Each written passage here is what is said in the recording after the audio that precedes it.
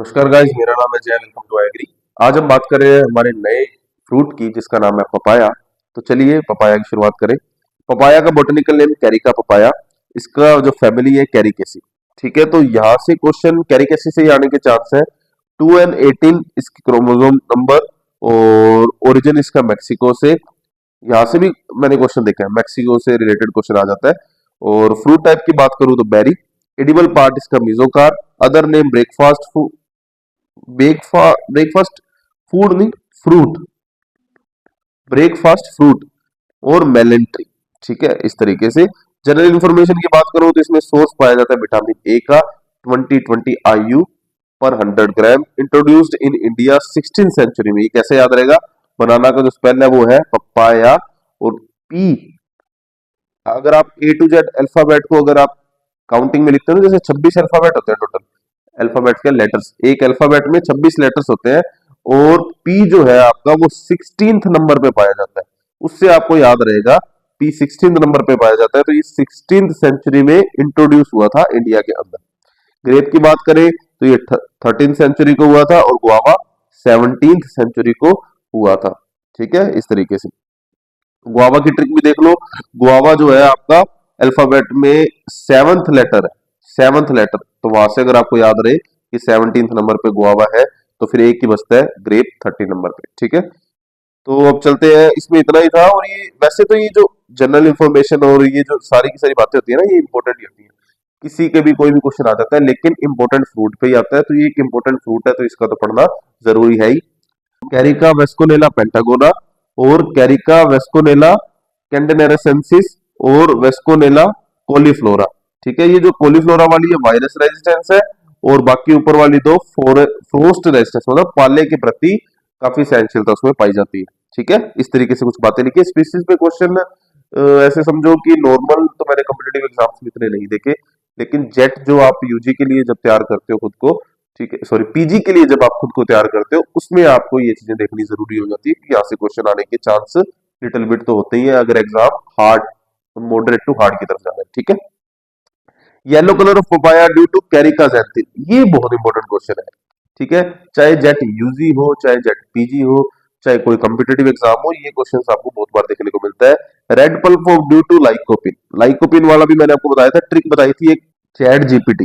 ठीक है, ये मैंने ट्रिक बताई थी जिसके अंदर गुआवा, पपाया और टोमेटो, इनका जो रेड कलर होता है वो किसकी वजह से होता है? लाइकोपिन की वजह से होता है। बाकी जो रेड कलर होगा वो एंथोसाइनिन की वजह से होता है बाकियों का। ये मैंने ट्रिक पहले बताई हुई है। ये एक डाइकोट फ्रूट है और डायोशियस प्लांट है। ठीक है, जिसके अंदर क्लाइमेट ट्रॉपिकल सबसे सुटेबल रहता है इनको, और सेंसिटिव होता है फ्रोस्ट, मतलब पाला के प्रति सबसे ज्यादा सेंसिटिव पपाया ही है, फिर आंवला और फिर गुआवा। ये बात भी लिख दी, लेकिन सबसे ज्यादा पपाया है, ये बात याद रखने वाली है। Sensitive to waterlogged condition, waterlogged condition में फुट रोट इन पपाया। अगर कंडीशन वाटर लॉग्ड मतलब पानी का जमाव ज्यादा हो जाता है, इसके आसपास पानी ज्यादा इकट्ठा हो जाता है, तो उसमें फुट रोट इन पपाया देखने को मिलती है। सोइल पीएच की बात करें तो 6.5 to 7.5 सबको पता है। प्रोडक्शन की बात करें तो इंडिया में सबसे ज्यादा प्रोडक्शन पपाया का हो रहा है, और प्रोडक्टिविटी में भी इंडिया फर्स्ट है। इंडिया में सबसे ज्यादा आंध्र प्रदेश में। और फोटो पीरियोडिज्म की बात करें तो डे न्यूट्रल प्लांट है, एक तो पपाया और एक गुआवा, दो ही आपके सिलेबस में डे न्यूट्रल प्लांट है। ठीक है, राइपनिंग की बात करें तो ये क्लाइमेट्रिक फ्रूट है, जो अपने आप क्लाइमेट में पक जाता है। आफ्टर हार्वेस्टिंग इसमें रेस्पिरेशन इंक्रीज हो जाती है, और एथिलीन का प्रोडक्शन भी इंक्रीज हो जाता है, जिसकी वजह से ये पकता है। प्रोपेगेशन बाय सीड्स होता है। सीड्स के द्वारा अगर आपसे नॉर्मल पूछा जाए कि पपाया का सीड रेट कितना है, तो आप 250 से 300 ग्राम बताओगे। अगर आपसे पूछ लिया जाए डाइशियस का सीड रेट कितना है, तो 400 से 500 ग्राम, और गाइनोडाइशियस का पूछ लिया जाए तो 150 ग्राम। तो सीड रेट पे क्वेश्चन आने के चांस ज्यादा होते हैं। साथ के साथ यहां से भी एक क्वेश्चन निकल के आता है कि minimum germination percentage of papaya, minimum germination percentage of papaya कितना होता है? 85%। पपाया के सीड पर चिकनी लेयर सर्कोटेस्टा होती है। ठीक है, ये क्वेश्चन इतना इंपॉर्टेंट नहीं है, सही बताऊं तो इसको डार्क कर रहा हूं, लेकिन इतना इंपॉर्टेंट नहीं है। सीड वाइबिलिटी 3 मंथ, ठीक है, मतलब उसका जो पपाया का सीड है वो 3 महीने तक वाइबल रहता है, जिंदा रहता है। उसके बाद उसका समझो कि भ्रूण डेड हो जाता है। पपाया क्रॉस पोलिनेटेड है। ठीक है, इसमें क्रॉस पोलिनेशन देखने को मिलता है, इसलिए इसके अंदर मेल फीमेल रेशियो मेंटेन किया जाता है। डाइशियस में मेल एंड फीमेल रेशियो 1:10 रखा जाता है। बहुत इंपॉर्टेंट क्वेश्चन है ये, बहुत इंपॉर्टेंट क्वेश्चन है। मेल जो फिर हमने बताया कि वैसे क्रॉस पोलिनेटेड है, तो इसमें एक पोलिनाइजर्स का यूज किया जाता है। पोलिनाइजर्स की वैरायटी अलग होती है ना, कि सिर्फ मेल फ्लावर इसमें पाए जाते हैं, जो सिर्फ पुंकेसर क्या कहते हैं, परागकणों को, स्टिमन्स को ट्रांसफर करते हैं फीमेल की तरफ, वर्तिका करते हैं। प्लांटिंग की बात करें तो जैसे कि मैंने आपको बताया, हर फ्रूट का जून जुलाई नॉर्मली। पिट साइज की बात करें 50 into 50 into 50 as it is like banana. और आर इंटू पी की बात करें तो 2 into 2 मीटर पाई जाती है। पूसा नन्हा, क्या हो रहा है, पूसा नन्हा पपाया की ड्वार्फ वैरायटी है और म्यूटेंट वैरायटी है। ये दोनों बहुत इंपॉर्टेंट क्वेश्चन है। पूसा नन्हा पे आता है, पपाया की ड्वार्फ वैरायटी है, म्यूटेंट वैरायटी है। इसका आपसे पूछ लेते हैं कि ये पोर्ट में उगाए जाने वाले हैं या नहीं, ठीक है, कौन सी वैरायटी जो पोर्ट में उगाई जाती है, उल्टा भी पूछ लिया तो पूसा नन्हा। और इसका आर इंटू पी आपको पता होना चाहिए, 1.25 into 1.25 मीटर, इस तरीके से। पेपेन, पेपेन एक ऐसा मटेरियल, एक ऐसा पदार्थ है जो मिल्की लेटेक्स है। मिल्की मतलब दूधिया पदार्थ, ठीक है, लेटेक्स है। ऑब्टेन कहां से होता है ये? इमेच्योर फ्रूट, मतलब अभी तक जो परिपक्व नहीं हुए हैं, जो फ्रूट पपाया का पका नहीं है, ग्रीन फॉर्म में होता है ना, ग्रीन हरा हरा पपाया देखने को मिलता है, वैसा उससे आपको क्या होता है, एक मिल्की लेटेक्स निकलता है, दूध निकलता है। ऐसे ब्लेड मारते हैं उसमें ना, ऐसे ब्लेड मारोगे तो आपको क्या निकलेगा? दूध निकलेगा उसके अंदर से, वो दूध, उसको बोलते हैं पेपेन। वो पेपेन हार्वेस्ट किया जाता है जब 3 मंथ पुराना, जब आपका फल अभी 3 मंथ पुराना होगा, या ऐसे कह दो 3 मंथ पुराना, या 100 दिन पुराना, या 3/4 होता 75% मेच्योरिटी पे, परिपक्वता पे होगा, तब उस पे क्या करते हैं, 3 mm का कट लगाते हैं। डेप्थ, उसकी कट का जो डेप्थ का चीरा लगाएंगे वो 3 mm का लगाएंगे। तो यहां से भी क्वेश्चन आता है, ठीक है, कट भी पूछ लेते हैं कितना लगता है, तो 3 mm की डेप्थ का कट लगाते हैं, फिर उसमें से वो दूध निकलता है, उसको इकट्ठा कर लेते हैं।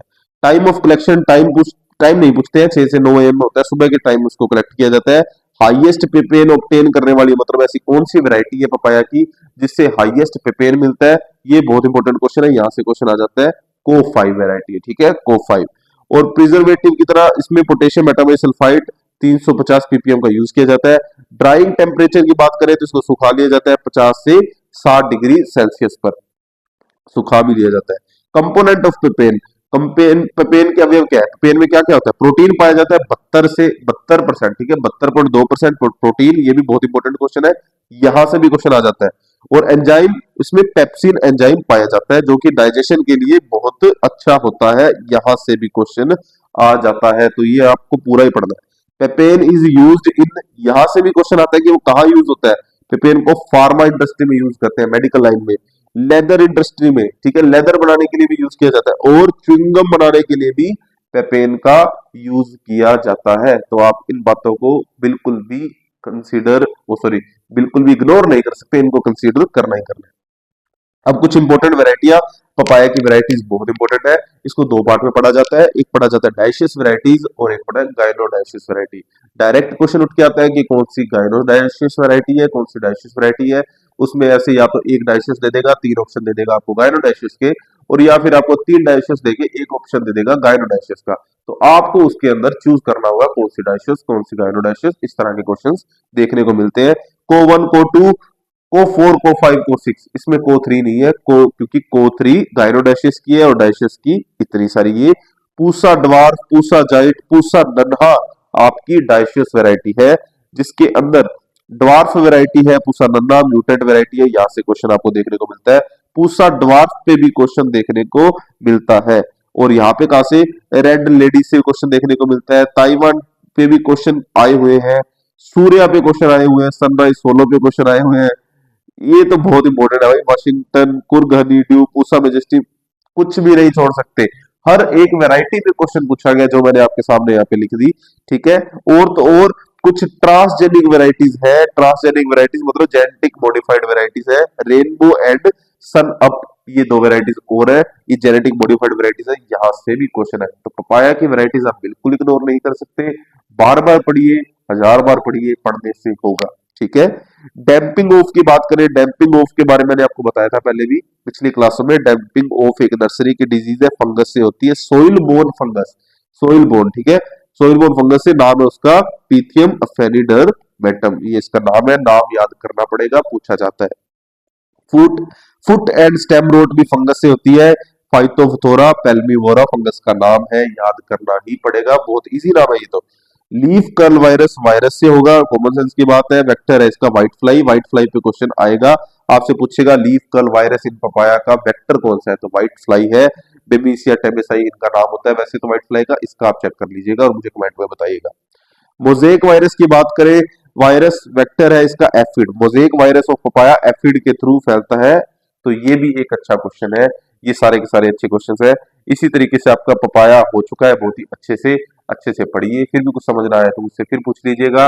अब मिलेंगे नेक्स्ट क्लास में, तब तक के लिए हमें सब्सक्राइब कर लीजिए, हम लोग क्वालिटी में लगते हैं। नेक्स्ट वीडियो मिलते हैं, thanks for watching, bye bye guys.